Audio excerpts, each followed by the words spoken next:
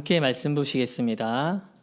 오늘 함께 보실 말씀은 마태복음 26장 36절에서 46절 말씀입니다. 신약성경 마태복음 26장 36절에서 46절의 말씀입니다. 다 찾은 줄 알고 우리 한 목소리로 봉독하겠습니다. 천천히 우리 맞춰서 읽겠습니다. 시작. 이에 예수께서 제자들과 함께 겟세마네라 하는 곳에 이르러 제자들에게 이르시되 내가 저기 가서 기도할 동안에 너희는 여기 앉아 있으라 하시고 베드로와 세베대의 두 아들을 데리고 가실새 고민하고 슬퍼하사 이에 말씀하시되 내 마음이 매우 고민하여 죽게 되었으니 너희는 여기 머물러 나와 함께 깨어 있으라 하시고 조금 나아가사 얼굴을 땅에 대시고 엎드려 기도하여 이르시되 내 아버지여 만일 할만하시거든 이 잔을 내게서 지나가게 하옵소서. 그러나 나의 원대로 마시옵고 아버지의 원대로 하옵소서 하시고 제자들에게 오사 그 자는 것을 보시고 베드로에게 말씀하시되 너희가 나와 함께 한 시간도 이렇게 깨어 있을 수 없더냐. 시험에 들지 않게 깨어 기도하라. 마음에는 원이로되 육신이 약하도다 하시고 다시 두 번째 나아가 기도하여 이르시되 내 아버지여 만일 내가 마시지 않고는 이 잔이 내게서 지나갈 수 없거든 아버지의 원대로 되기를 원하나이다 하시고 다시 오사 보신즉 그들이 자니 이는 그들의 눈이 피곤함일러라. 또 그들을 두시고 나아가 세 번째 같은 말씀으로 기도하신 후 이에 제자들에게 오사 이르시되 이제는 자고 쉬라. 보라 때가 가까이 왔으니 인자가 죄인의 손에 팔리느니라. 일어나라 함께 가자. 보라 나를 파는 자가 가까이 왔느니라. 아멘. 제가 어렸을 적에는요 교회에서 금요 철야 기도회라는 게 있었습니다. 물론 요즘 교회도 금요일 밤마다 기도하는 경우가 굉장히 많은데 철야 말 그대로 진짜 밤을 새서 하는 기도회는 좀 많이 없어지지 않았나 싶습니다. 교회에서 기도회를 할 때도 있었지만요. 때로는 제가 이제 있던 교회가 서울이었는데 금방 서울 외곽 쪽이었기 때문에 조금만 나가면은 기도원들이 이렇게 산속에 있었어요. 그래서 한때는 뭐 좋은 여름이라던가 날씨 좋을 때 아니면 특별한 시기에는 목사님과 성도님들과 다 같이 그 기도원에 올라가서 말 그대로 금요 철야 기도를 했던 그런 때가 있었습니다. 제가 아마 우리 아이들 나이쯤이나 됐었을 것 같아요. 저와 한 살 어린 남동생 둘이 어떻게 집에 들어오겠습니까? 부모님이 늘 예배를 드리고 다니셨고 금요 기도회도 별 차이가 없었습니다. 금요 철야 기도회 교회에서 할 때는 그나마 이제 다른 곳에 놀기도 하는데 그렇게 이제 기도원으로 갈 때가 있어요. 그럼 막 봉고차 두세 대 해가지고서는 막 성도들이 다 같이 올라가요. 그러면 엄청 커요. 기도원 가보셨는지 모르겠는데 그러면 거기에 엄청 뜨겁게 기도하고 찬양하고 말씀 듣고 합니다. 근데 뭐 어린 나이에 초등학생 뭐 나이 뭘 알겠어요. 그래서 그래도 어려서부터 교회 다녔으니까 처음에는 그냥 엄마 아빠 따라서 옆에 있는 성도님들 따라서 같이 찬양도 하고 말씀 듣는데 거기 기도원은 대부분 의자로 하는 데가 아니에요. 다 바닥이에요. 그러면은 허리도 아프고 다리도 저리고 불편해요. 어린 나이에 뭘 알겠어요. 말씀이 얼마나 들리겠고 찬양을 얼마나 열심히 하겠어요. 기도를 또 얼마나 하겠어요. 그러니까 그렇게 어떻게 보면 아이들한테는 쉽지 않은 시간이 지나다 보면은 나도 모르게 자고 있어요. 근데 통성기도 하면 진짜 시끄럽거든요. 이게 엄청 큰 홀에서 막 수백 명의 사람들이 동시에 기도하고 막 계속 기도하고 찬양하고 하고 찬양 소리도 엄청 크게 틀어놓고 하는데 그런데도 그 와중에 졸리고 잠이 와요. 그랬던 어린 시절이 있습니다. 4년 전쯤 저 역시 이제 이 낯선 땅에 이사를 오면서 새로운 삶이 좀 시작되었습니다.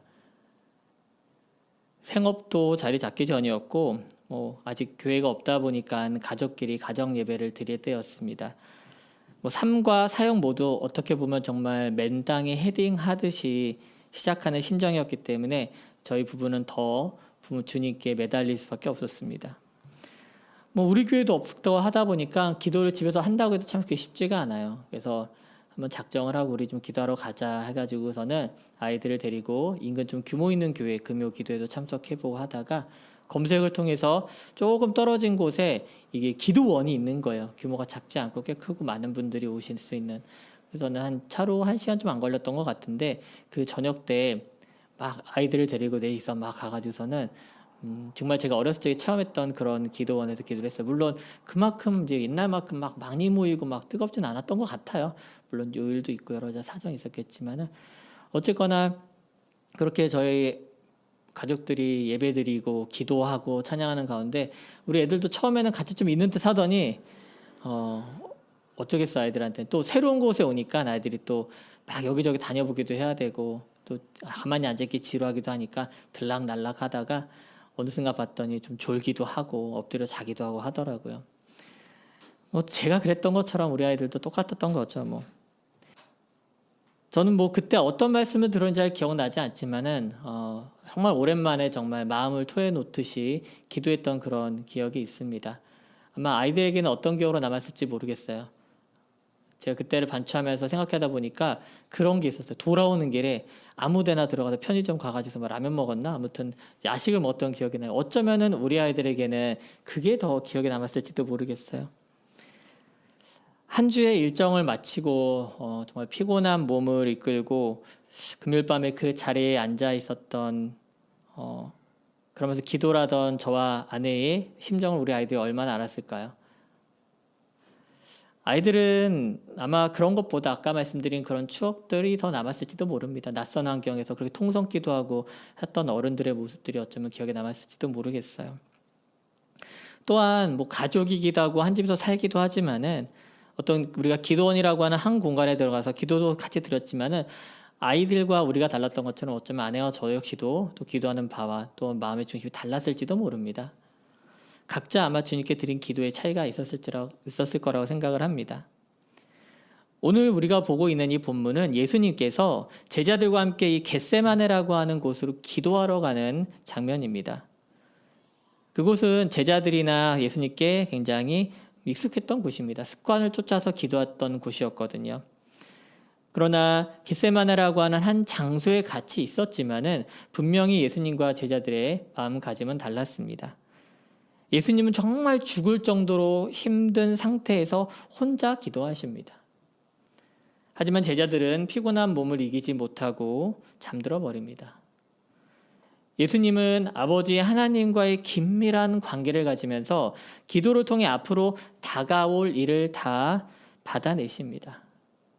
하지만 제자들은 호기롭게 굴었던 얼마 전의 태도와는 전혀 다르게 다가오는 위협 앞에서 흩어져 버리고 맙니다.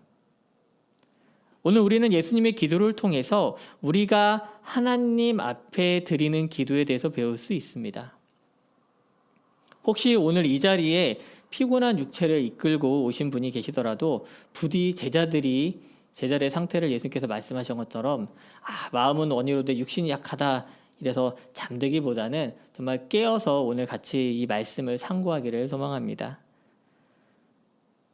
영성 신학자인 헨리 나우엔이라는 분이 계십니다. 그분은 평생을 하나님과 동행하는 삶에 대해서 고민하고 실천하며 살았던 분입니다.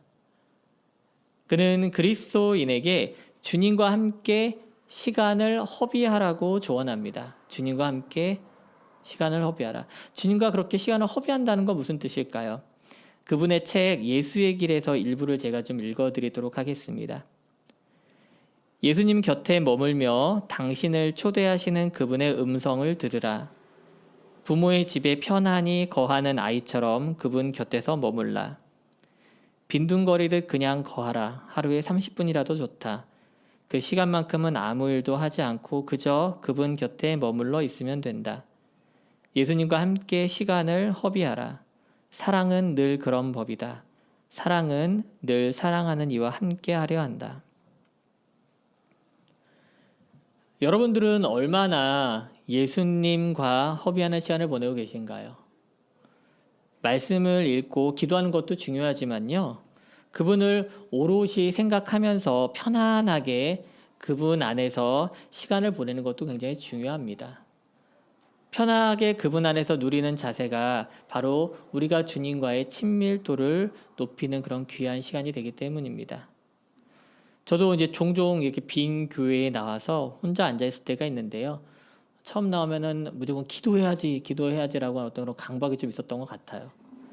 그런데 때로는 기도보다는 가만히 앉아서 창밖을 바라보면서 혹은 그냥 의자에 편안히 기대어 앉아 있으면서 주님과 이렇게 허비하는 시간을 보낼 때 기도할 때보다 또는 말씀을 읽을 때보다 더 큰 위로와 평안을 느낄 때도 있습니다.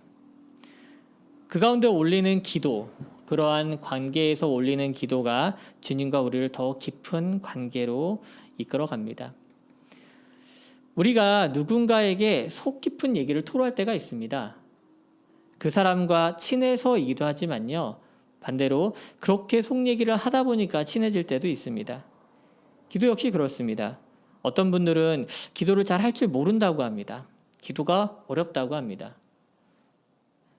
며칠 전에 저희 큰아이가 저보고 아빠는 어떻게 그렇게 기도를 잘하냐고 막 물어보더라고요. 주일 예배 끝나고 나서 통성 기도하고 할 때 이제 앞에서 해야 될 부분이 있으니까 막 하는 걸 보고 그렇게 얘기를 하더라고요. 아마 아이 눈에는 쉬지 않고 막 계속 내뱉는 이런 통성 기도가 굉장히 잘하는 것처럼 느껴졌나 봐요. 하지만 기도는요, 큰 소리로 한다고, 뭐 쉬지 않고 한다고, 또는 뭐 성경 구절을 막 자유자재로 인용한다고 해서 사실 잘하는 기도가 아닙니다. 수많은 말보다 어떨 때는요, 그저 아버지 이렇게 한마디씩 내뱉는 기도가 더 깊은 기도가 될 때가 있습니다. 유진 피터스는 사랑하는 친구에게 기도에 대해서 이렇게 조언해 주었습니다. 할 수 없는 방식으로 기도하려고 하지 말고 할 수 있는 방식으로 기도하라. 기도는 기본적으로 하나님과 가까워지기 위한 것입니다. 주님과의 더 깊은 관계로 나아가기 위한 것이고 더 깊어지고자 하는 것이 바로 기도입니다. 기도를 할수록 더 깊어지고요. 기도를 한다는 것이 또 주님과 더 가까워진다는 증거이기도 하다는 것입니다. 부디 기도를 어려워하기보다는 자연스럽게 주님과의 시간을 허비하면서 기도의 시간을 가지시길 소망합니다. 오늘 말씀을 순차적으로 따라가면서 우리는 말씀을 통해서 예수님이 계셨던 자리와 그리고 제자들의 자리가 점차 달라지고 있다는 것을 우리는 볼 수 있습니다. 출발은 모두 한 자리였습니다. 예수님께서 고난에 대해서 예언을 하시자 베드로를 위시한 모든 제자들은 죽음을 불사하는 어떤 결사대처럼 예수님을 결코 버리지 않겠다고 호언장담합니다. 모두 한 자리에 있었던 것이죠. 그리고 그대로 겟세마네로 이동합니다. 그곳은 종종 기도하기 위해서 함께했던 장소였기 때문에 익숙합니다. 그곳에 도착하자마자 예수님은 제자들에게 내가 기도할 동안 여기에 앉아서 기다리라고 말씀하십니다. 그것이 바로 제자들의 첫 번째 자리입니다. 그리고 12 제자들 중에서도 베드로와 세베대의 두 아들, 즉 야고보와 요한을 데리고 좀 더 올라가십니다. 이 제자들은요, 앞서서 예수님께서 변화산에서도 한번 따로 데리고 가셨던 제자들입니다. 그들은 이미 변화산에서 예수님의 영광을 경험했던 사람들이라는 것이죠. 예수님은 특별히 이 3명의 제자들에게 자신의 속마음을 내비치시고 함께 깨어 있어 주기를 바라십니다. 마태복음 26장 38절 말씀입니다. 이에 말씀하시되 내 마음이 매우 고민하여 죽게 되었으니 너희는 여기 머물러 나와 함께 깨어 있으라 하시고, 우리가 보는 이 개역개정 성경에는 점잖게도 매우 고민하여 죽게 되었으니라고 되어 있지만요, 실제로는 굉장히 상당히 격앙된 표현입니다. 너무 힘들고 괴로워서 죽을 것 같다고, 죽을 지경이라고 예수님은 제자들에게 함께 깨어서 기도해달라고 말씀하시는 겁니다. 우리는 종종 이처럼 예수님의 일생을 통해서요, 예수님이 가지신 인성의 모습을 보게 됩니다. 예수님께서는 고통받는 사람들과 함께 계시면서 그들을 향한 연민의 감정을 가지고 계셨고, 또한 외식하는 바리새인과 서기관들을 향해서는 불같이 화내시면서 저주의 말씀을 퍼붓는 것도 우리는 보았습니다. 나사로의 장례식에서는 울기도 하셨고요. 오늘처럼 다가올 고통과 죽음 앞에서는 슬퍼하며 탄식하는 모습을 우리에게 또한 보여주십니다. 예수님은 하나님의 아들로 오시기도 했지만 우리와 같은 육체를 가진 분이셨습니다. 그래서 우리가 살면서 느끼고 겪는 모든 감정과 상황과 경험을 몸소 겪어내셨습니다. 예수님은 우리와 같이 어린아이로 태어나셔서 성장하시면서 우리와 같은 인간의 삶을 살아내셨고 모든 기쁨과 고통, 심지어 죽음까지도 겪으셨기 때문에 능히 우리를 이해하시고 위로해 주실 수 있는 그러한 분이신 줄 믿으시기 바랍니다. 이것에 대해서 히브리서 기자와 또한 사도 바울은 이렇게 얘기합니다. 히브리서 2장 18절 말씀입니다. 그가 시험을 받아 고난을 당하셨은즉 시험 받는 자들을 능히 도우실 수 있느니라. 고린도후서 1장 4절입니다.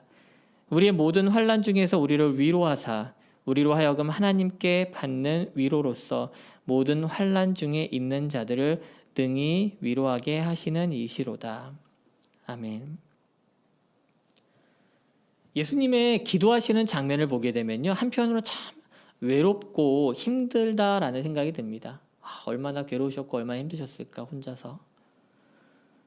예수님을 잘 보면은요, 예수님께서 늘 함께 하시던 그 제자들과 점차 분리가 됩니다. 그렇게 수많은 무리들과 제자들과 한번 분리되시고 그 12제자들과 함께 하시다가 단 3명만 데리고 올라가십니다. 그리고 마침내 혼자가 되십니다.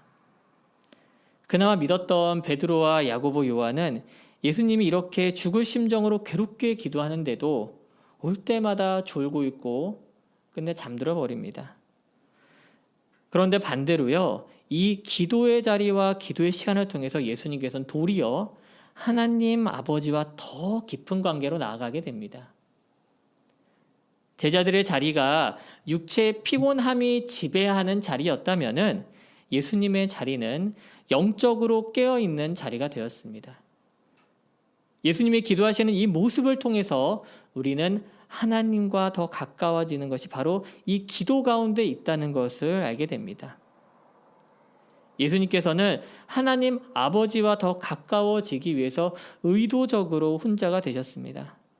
수많은 무리들을 뒤로하고 12제자들을 뒤로하고 단 3명의 애제자들을 뒤로하고 혼자 기도하셨다는 것입니다. 이처럼 예수님은 우리에게 하나님과 가까워지는 기도에 대해서 몸소 보여주셨습니다. 예수님께서 이처럼 제자들과 멀어지면서 도리어 하나님과 더 가까워지는 것을 보여주셨다면 또한 기도의 내용을 통해서도 우리에게 기도의 모범을 보여주십니다. 오늘 본문에서 나타나는 예수님의 2차례 기도를 좀 다시 한번 보겠습니다. 본문 26장 39절과 42절 말씀입니다. 조금 나아가서 얼굴을 땅에 대시고 엎드려 기도하여 이르시되 내 아버지여 만일 할만하시거든 이 잔을 내게서 지나가게 하옵소서. 그러나 나의 원대로 마시옵고 아버지의 원대로 하옵소서 하시고 26장 42절입니다. 다시 2번째 나아가 기도하여 이르시되 내 아버지여 만일 내가 마시지 않고는 이 잔이 내게서 지나갈 수 없거든 아버지의 원대로 되기를 원하나이다 하시고 기도의 시작은요, 예수님의 아주 솔직한 심정이 그대로 다 드러납니다. 예수님이 어떻게 보면 육신의 소망이 그대로 나타나는 것이죠. 예수님은 자신이 이 땅에 죽기 위해서 오셨다는 것을 분명히 알고 계셨지만 육신의 고통과 또한 그 가운데 혼자 버려지는 듯한 그 충격적인 자리에 대한 괴로움을 분명히 두려워하셨습니다. 그래서 피할 수만 있으면 피하고 싶다는 어찌 보면 우리와 다를 것 없는 그러한 기도를 드립니다. 우리의 기도도 그렇지 않습니까? 우리가 처한 어려움과 고통을 탄식하듯이 내뱉는 기도가 정말 꾸밈 없고 날것의 어떤 그대로의 기도 아니겠습니까? 그것이 절대 나쁜 기도라거나 잘못된 기도가 아닙니다. 주님 앞에서 내 마음을 그대로 토해놓는 그런 기도가 도리어 진실한 기도입니다.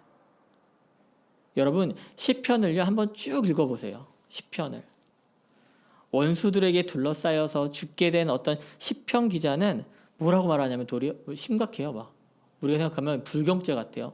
하나님이 어디 계시냐며 막 도대체 내 기도는 듣고 있는 거냐며 막 따지듯이 하나님께 기도합니다.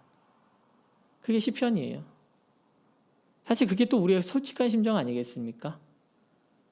원수들과 악인들은 잘 되고 잘 사는데 왜 나는 교회도 열심히 다니고 신앙생활도 하는 것 같은데 왜 나 이렇게 힘들게 사는지, 그게 하나님께 따지는 게 시편 기자나 우리의 무슨 어떤 솔직한 심정의 기도 아니겠습니까?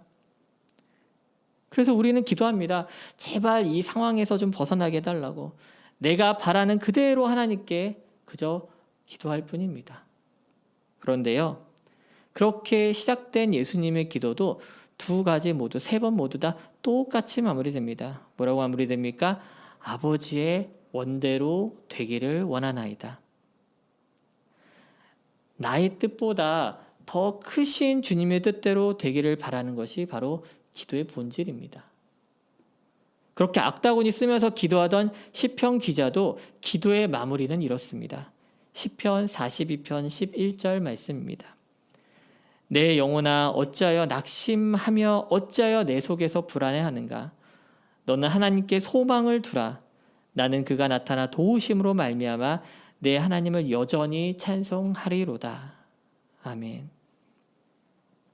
낙심하며 불안해하는 자신의 영혼을 향해 하나님께 소망을 두라고 말합니다. 왜냐하면 그가 나타나셔서 도우실 것을 믿기 때문입니다. 그렇기 때문에 여전히 상황은 어렵고 바뀌지 않았지만은 하나님을 향한 찬송이 끊이지 않는 것입니다. 예수님은 일찍이 기도에 대해서 알려주셨습니다. 하루는 제자들이 다가와서 기도를 좀 가르쳐 달라고 합니다. 왜냐하면 당시 유명한 학파였던 이제 막 일가를 이루려고 했던 침례 요한의 제자들이 침례 요한에게서 여러 가지 배우다가 기도를 배워왔다는 거예요. 그러니까 우리도 예수님의 수하에 있는 문중에 있는 제자들 아닙니까? 그러니까 우리도 좀 기도를 가르쳐주세요 했어요. 그랬더니 예수님이 이렇게 기도하라고 우리에게 알려주신 게 바로 우리가 흔히 알고 있는 주기도문입니다. 주기도문 그 기도의 시작은 이렇습니다. 마태복음 6장 9절에서 10절 말씀입니다. 그러므로 너희는 이렇게 기도하라. 하늘에 계신 우리 아버지여, 이름이 거룩히 여김을 받으시오며 나라가 임하시오며 뜻이 하늘에서 이루어진 것 같이 땅에서도 이루어지이다. 하나님의 거룩함을 찬양한 후에 가장 먼저 하는 것이 무엇입니까? 하나님 아버지의 뜻이 하늘에서 이루어진 것처럼 이 땅에서도 이루어지게 해달라고 기도합니다. 내 뜻이, 내 소원이, 내 소망이 이루어지는 것이 아니라 하나님 아버지의 뜻이 이 땅에 충만하기를 기도하는 것입니다. 팀 켈러 목사님은 기도에 대해서 이렇게 말씀하십니다. 기도의 근본적인 목적은 하나님의 뜻을 굽혀 내 뜻 쪽으로 끌고 오는 것이 아니라 나의 뜻을 녹여 그의 뜻으로 만드는 것이다. 참 공감이 되는 말입니다. 우리가 깨달아야 할 기도는 바로 나를 바꾸는 기도가 되어야 한다는 것입니다. 나를 바꾸는 기도.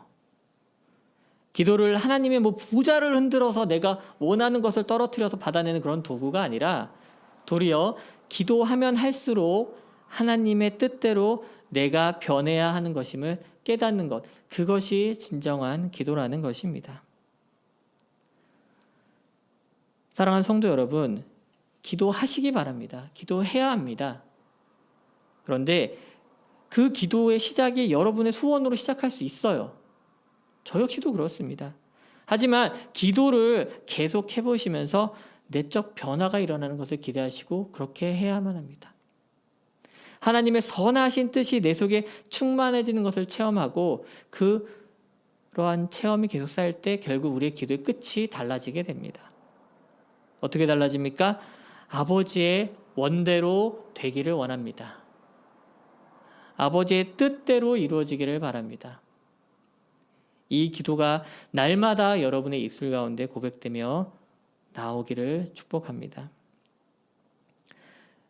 기도를 통해 하나님과 가까워지고 마침내 하나님이 아닌 내가 바뀌었을 때 우리는 힘을 얻게 됩니다.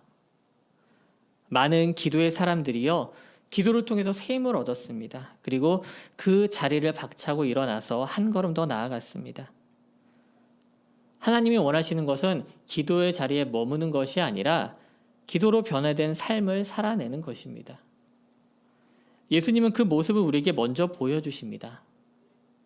제자들이 여전히 조는 모습으로 그 자리에 머물러 있을 때 예수님은 다가오는 그 죽음의 위협과 고통에 당당히 맞서기 위해서 일어나서 함께 가자고 말씀하십니다. 제자들은 그 참된 의미를 모른 채 따라 나섰고 기대하지 않은 결말을 맞았습니다. 어떻게 됐습니까? 다가오는 적들의 칼날 앞에서 제자들은 불이 나게 달아납니다. 하지만 예수님은 아버지의 원대로 이루어지는 이 일을 담대하게 받아들이십니다. 예수님은 기도를 통해 저와 여러분이 변화되길 지금도 기다리고 계십니다. 다가오는 원수들에게 맞서 영적으로 무장하길 원하십니다. 우리도 때로는요, 마음이 정말 원하지만은 약한 육신에 지배되기도 합니다. 하지만 그 자리에 무너져 내려앉는 것, 그렇게 주저앉아 있는 것으로 끝나지 마십시오. 예수님은 분명히 말씀하십니다. 일어나라, 함께 가자 라고 우리에게 말씀하십니다. 예수님의 그 부르심, 일어나라, 함께 가자는 그 부르심이 결코 달콤한 과정이 아니라는 것을 알고 있지만 그분과 함께 가는 길이기에 기꺼이 그 결과를 알고도 따라 나설 수 있을 줄 믿습니다. 사랑하는 성도 여러분, 이 믿음의 여정을 기도로 무장하여서 넉넉하게 살아내는 저와 여러분이 되기를 주님의 이름으로 축원합니다.